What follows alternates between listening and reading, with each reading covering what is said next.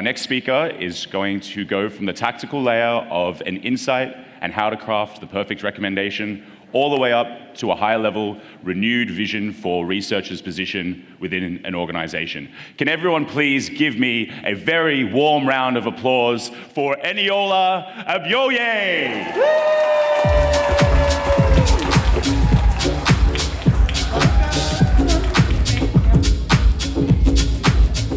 Hi, everyone. So good to see y'all. Downhill team, good luck getting this back for me because it was real nice. I like this a lot. Okay. Hi, everyone. I'm Eniola Abioye. I am a user experience researcher. I've been a UXR for about a decade now, so I'm excited to share some of the things that I've learned. Right now, I'm a lead UXR at Meta, and I'm also a UXR career coach at UX Out Loud. Okay, so my talk today is called From the Anatomy of an Insight to the Business of Research. I'll start off by talking through the core components of an insight, and specifically what differentiates insights from learnings. And then we'll talk about, after we've built out these juicy, compelling insights, what do we do with them, right? Because insight production is still only about 25% of our role as researchers. Okay. And then finally, we'll talk about how in 2024, UXRs need a little bit of a rebrand and how we can get there through strategic storytelling. Okay. And then hopefully we'll have some time at the end for Q&A from the folks online. And before we get into it, I would love to see who's in the room. Can you raise your hand if you're a researcher, just so I know where art folks are? Ooh! Amazing. Any designers in the room? Okay, awesome. Any PMs? Nice. Y'all are here too. Incredible. Okay, let's get into it.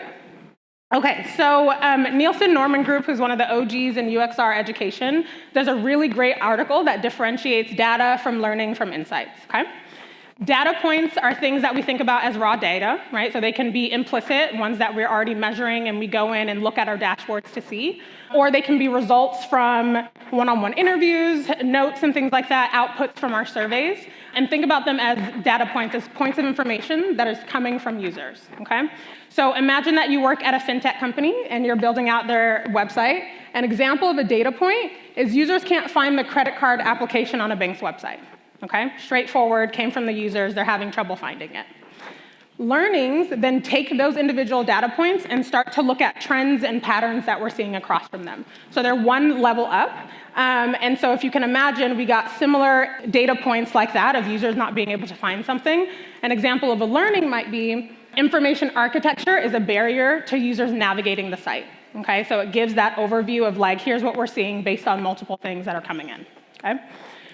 What differentiates an insight from a learning is that insights then take those learnings from user research or from our data dashboards, and it ties it back to the original business objective that we went into the research to do, right?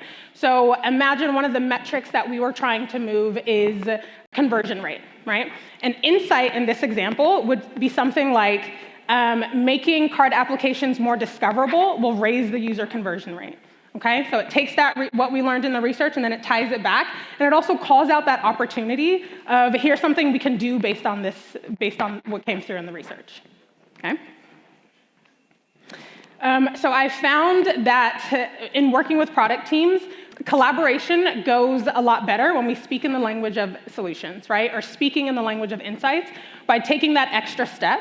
And raising what the opportunities are that are coming through the learnings, okay? So instead of just surfacing user problems and saying, hey, these are things that users need, and these are things that we have to fix in our product, instead we take the next step to say, here are some recommendations that we can do to get us closer to what our goal is and to also serve the user. Okay? This sets you up with your product team to really co-create solutions rather than just sharing learnings, because that kind of limits the impact you can have, right? It's not as efficient as coming through and doing some of that creation of the insights beforehand, okay?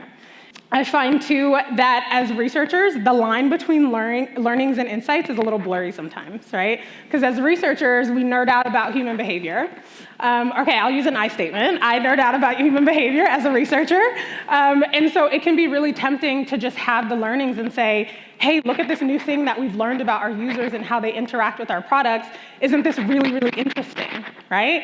And sometimes those learnings are not as interesting to product teams as they are to me as a researcher.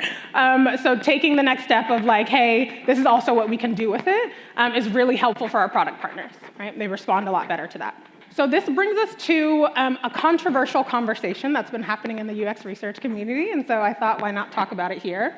The question is, do researchers have the right to make product recommendations, or are we just supposed to share learnings with our teams and allow our product teams to determine what we're going to do with those learnings, right? And I think it's pretty clear where my standpoint is based on the opening to my talk, but I'll tell you anyways. The answer to this question is in the definition of insight, right? Insights are not just sharing learnings.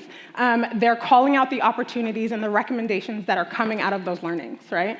As researchers, we are responsible for knowing our product space, knowing our problem, knowing our market, and knowing what our objectives are as a business so that we're best positioned to make those recommendations, right? Who better than the person who knows the business really, really well, and also the person who knows the user and what we're building for really, really well, okay? So if there's a distinguishing factor between team insights and team learnings, I'm team insights when it comes to this discussion. So when it comes to a typical product team at a tech company, we have so many different roles, right? We got product professionals. Overall, those represent data scientists. We got our researchers, product designers, content strategists. We got PMs, we got PMMs, and engineers, right? Overall, before each of our functions, we're all product professionals. Okay, we're all responsible for driving product forward when it comes to working in our roles, right? And so as product professionals, it's all of our business to know what our business objectives are and to help our companies get closer to those, okay? As researchers, we have this rap of not being revenue-generating roles or not being business-involved roles and just being involved in the quality portion of a product or a workflow. And that's just not the case, right? And as researchers, we're storytellers, right? So it's our responsibility to tell that story, and we can shift this narrative through storytelling, okay? Typically, traditionally on a product team, we've seen kind of business sense being represented in the PM and PMM roles. But nowadays in 2024, every single function across a product team is expected to have a strong business sense, right? When I say business sense, I mean a couple things come to mind, okay? So business sense in the sense that, do you understand how your work ladders up to the overall business objectives and impacts the bottom line, right? Things like revenue, conversion rates are metrics that the company is really paying attention to. And then also, do you understand how business priorities that are set by leadership trickle down and impact how you should prioritize your work, okay? So traditionally, researchers, designers have been kind of pigeonholed to, oh, we just talk about quality or we just do research. But our titles or our functions are just the toolboxes that we have, right? They're not meant to silo us or kind of pigeonhole us into, I'm a person who does research. At the end of the day, each of our functions, we are product professionals who use what's in our toolbox. As a researcher, I do a lot of research, but I'm also a strategic product partner. So I just want to acknowledge that this might rub some folks the wrong way, right? Thinking about research as someone who is responsible for things like revenue generation and the business. And so I want to put this into language that we researchers kind of, that resonate with us, okay? When I talk about driving product forward, some examples of how we do that in research are things like building more accessible user flows. To me, that is driving product forward. Improving user interfaces or increasing efficiency of a product according to a user's jobs to be done. That's driving product forward. Better problem solving of our priority pain points is driving product forward. So it's our job as storytellers to tie in what our objectives are and how those impact the business's bottom line. Okay. A lot of times, there's a different timelines according to when our impact is going to land. And so it's really our job to continue to build on those insights and really maintain a body of work that keeps them relevant and tells the story. Because we can have a pretty short attention span on product teams with so much reorganization, so much movement going around, right? And so we need to remind our product teams often, and in spaces where they're paying attention already, what kind of impact our insights have had and how it's directed the direction that we're going as a product. So I find that it's helpful when we talk about kind of this democratization of revenue generation, when we talk about building products collaboratively, to think about our product partners as our users, right? We spend so much time and intentionality around how we build for users and what their journeys look like and things like that. But when we think about working internally on these product teams, our stakeholders are our users too. If we imagine them as our users and our product as our insights, and think about what are their goals that they're trying to accomplish, what do their journeys look like, and what do their timelines look like, then it puts us in the posture of, okay, I need to understand how your work works, so I understand how my insights can help you get to your goals. And then we are addressing that tension that comes sometimes between product and researchers around, vying for quality of the experience and advocating for users, and then vying for the business and the metrics that we're trying to accomplish, or speed of shipping a product or service. With the democratization of revenue generation, in 2024, we've also seen this shift of democratizing user centricity. And to be clear, I'm not talking about democratizing user research, right? I think that researchers should do research. I think we put a lot of time into learning human-centered design and understanding how to do user-centered research really well. But what I'm talking about is democratizing the responsibility of building based on our users and holding them at the center based on what we build, right? Oftentimes, designers and researchers hold the responsibility of driving quality, but as product professionals and as product teams, we all have the same goal, right? We want to build really great products that are sustainable and accessible and lucrative and grow. And so there shouldn't be this kind of siloing of which part of the quality of the product or overall growth of the product is whose responsibility. But as product teams, we all need to understand our business objectives and all need to understand the quality that we're targeting. Okay. So in order to do this, we need a little bit of a culture shift within our tech companies. And I think we as researchers are really at the forefront of driving that cultural shift. Okay? And for it to be seen as a shared responsibility, we have to all be held by the same metrics, right? If only some of us are held to the standard of making high quality products, then only some of us are going to be driven by that fact, right? Product teams, rather than just measuring based on the speed of shipping something or the growth of a product, we have to look at things like sustainability and quality and ease of use and accessibility. So we've talked about insights and what to do with them. And I think a big piece of this is connecting the dots between insights landing and then impact that comes out of those insights, okay? It's not always immediately apparent based on what we're doing, depending on the type of research that you're doing or where in the life cycle you are of a product.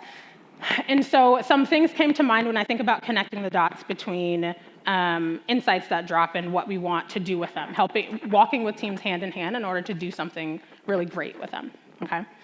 One is that we need to be in the spaces where folks are already paying attention, right? So rather than trying to get our product partners super excited to come to research readouts, which they should be, we have to really take an active participating role in building out those product strategy documents, right? Whether it's posting online internally or going to the meetings that are typically deemed for product or product forward and bringing that design research element in so that it's not an afterthought, it's not a separate meeting, but those are conversations that we have to participate into, right? Because we're product professionals. Two is making it really clear how data determined the priority of our work streams. A lot of times, research helps us to prioritize what it is that we're building and when we're building it. And then as we go through quarter by quarter or half by half, it can get easy to just think, these are our priorities and this is what we're building and that's it, without paying attention to the background story of how did we get here and what is the impact that UX research has already shown, right? It's not UX research, the value of UX research that has changed, it's our perception of value, right? So it's our job to hold that story and to tell it really often. The third thing that comes to mind is building out a body of work, right? So instead of project by project, kind of building out and shipping insights as they come, building out this body of work that we continue to keep relevant by refreshing and then picking at pieces of it and constructing new insights based on what teams are asking at the time or what new products that those learnings might apply to. And the key with building this body of work is making sure it's discoverable. right? As researchers, we have a lot of empathy. We talk to a lot of users. We're convinced that we should build for the user, right? But if our product teams can't touch and feel and hear from users and build that empathy with them and understand exactly how someone wants to engage with the product, it's going to be really hard to build well for them, right? So making that body of work both understandable and accessible to everyone on our product team, but then also keeping it fresh so that it continues to be relevant and exciting to engage with. So we've talked about strong insights, and I want to talk about when to build them or kind of how to put them together. When we think about insight production, that process doesn't start at the data analysis phase of a research project, right? It starts way before then, typically at the beginning of a quarter or a half, where we are road mapping, right? Again, researchers need to be a part of that process and take an active role in determining what it is that we're building based on the objectives that we have. We don't have to just be involved in conversations that are asking for our research, right? And so when we determined our product roadmap and kind of what we're building out over a quarter or a half, what is the research roadmap that corresponds with that kind of maps out what knowledge gaps we're trying to fill in order to build what we're looking to build really, really well. Okay? Then after that's done, before each project, we want to scope it out and really align with our product teams on a few different points. So one is baseline metrics. So which are the metrics that we're most interested in both tracking and then changing, and understanding where we are now. Where have we been already? And like a lot of researchers know, a lot of times we don't have to start new research in order to answer the question, but we can go back into our bodies of work that speak to those elements and pull them back up. Okay? So there's always, we're never starting from scratch, really, because there's market research. There are questions that we've answered before in different parts of the company that we can pull from. Okay? Then we have to align on our objectives. Okay? So what are the business objectives that we're trying to move? And then our timelines, when are we trying to get there to where we are? Okay? I think intended impact is probably one of the most important things to align on with your product team before even designing a research project. Okay? Intended impact means asking your product team, your PM, your PMMs, what do we intend to do with the results that we get from this research? And in so much detail where you say, okay, based on our hypotheses, if we get positive feedback, what are we going to do with it? What is that going to look like? Or if we get negative feedback, what are we going to do with it? And that kind of puts them in the posture of, oh, okay, there has to be an intention behind these insights and what we're going to do. And so it prepares them to really use those insights and transfer it into impact for you so that you're avoiding doing research just to check a box. Right? If someone can't answer that question yet of what is the intended impact of this research, then it means we just go back to the drawing board and we determine that together, and then we move forward. The questions, of course. So what knowledge gaps are we looking to fill? And then our hypotheses, right? Based on what we know already about a user group or a certain product type or about the market that we're trying to fit into, what do we know already and what's our best guess at some of the questions that we're trying to answer? Okay. So I know that's been a lot, and it's been very fast. And so if you take nothing else from today, there are 3 things that I want you to take away for it, right? This is the TLDR, which stands for too long, didn't read. 1, insights are not neutral. They're not meant to be. They're meant to inform teams of both what we know and what we're learning, and to call out the best next steps to get closer to our goals. 2, especially now as researchers and as product partners, it's more important for us to communicate what our value is and how that value translates into value for the business. Okay? So looking at it from multiple levels of zoom of like how it translates to impact on our teams and how that ladders up to impact at the organizational level based on the objectives that we've determined as a team. Our job is to drive products forward, including revenue generation and things like quality and accessibility, and connect the dots between the 2. Okay? Also, research is not a lane that we're confined to as researchers. It's not the only thing we do, or it's not the only thing that we can talk about, or the way to show our value. We're strategic product partners who just happen to have research as our zone of genius. Right? It's in our back pocket. It's what our toolbox is, but it's really only one of the tools in our toolbox. We're strategy partners, and we use our storytelling to drive strategy on the team. It's the means to an end. It's not a destination, so just remember that as we're working with our product partners and talking about the research and what comes next after those insights are shared. Okay. Well, thank you for listening.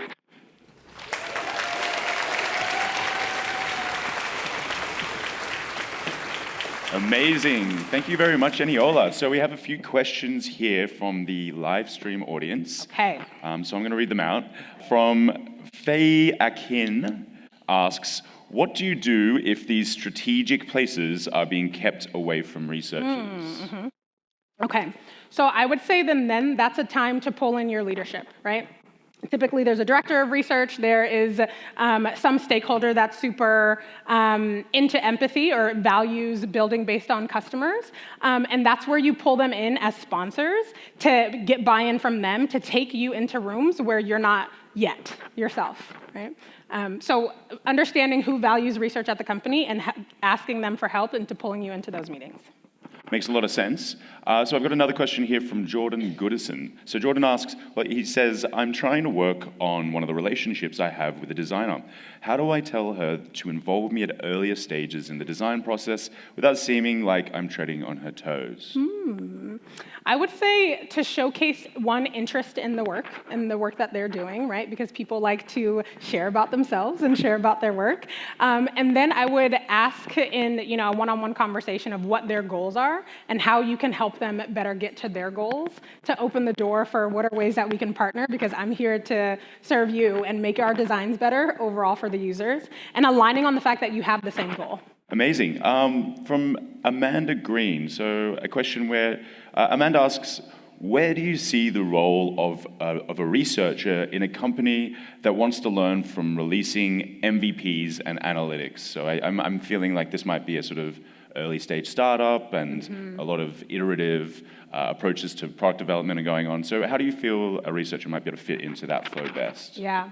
So I think with companies that are really big on iteration, you got to meet people where they are, right? So with product teams, if they're not interested in kind of going slower, taking the time that it takes to build in quality and beforehand, jumping into the iterative cycle and giving them feedback or conducting research that looks at those iterations and gives them really strong insights on how to make those better for your second launches and your fast follows to your MVP. And then with that, showcase the value of those changes that are made, right? If you showcase the impact of look what we can do through just talking to the people who are using our products, to then build that relationship and get that buy-in of imagine what we would do if we answered some of these questions before shipping the thing. Imagine how much money we would save. And money saved is almost as good as new money made. Couldn't agree more. So for a question from Matt Di Girolamo asks, how has the research culture shifted at Meta recently? And how have you and your teams tactically adapted to make everything work moving forward? Yeah. So it's become even more important for researchers to be in lockstep with our product teams, because as with most companies, we have less researchers now than we did beforehand, right, before the past couple years. And so rather than being able to answer every single question, now we have to be super, super strategic about how folks' questions are kind of laddering up to the bigger questions that we're asking, and then making sure that the big projects that we're doing are being allocated across teams and shared with so many different teams so that they can benefit from the research that we're doing in real time. Awesome. I think one last one here has just popped up from Abigail Ostdiek. And Abigail asks, how does Meta approach maintaining a discoverable body of work so that others outside of the research team can access and benefit from it? Yeah. So I've learned a lot from how research is done at Meta and where we keep it, and it's always in discoverable places, and it's in the places that we're already doing work, right? So it's not something where we have to kind of go separate and open a different thing. And so keeping it central helps maintain that kind of user centricity and keeping research at the center of product development. Amazing. Can we get one more big round of applause for Eniola? Incredible work. Thank you so much.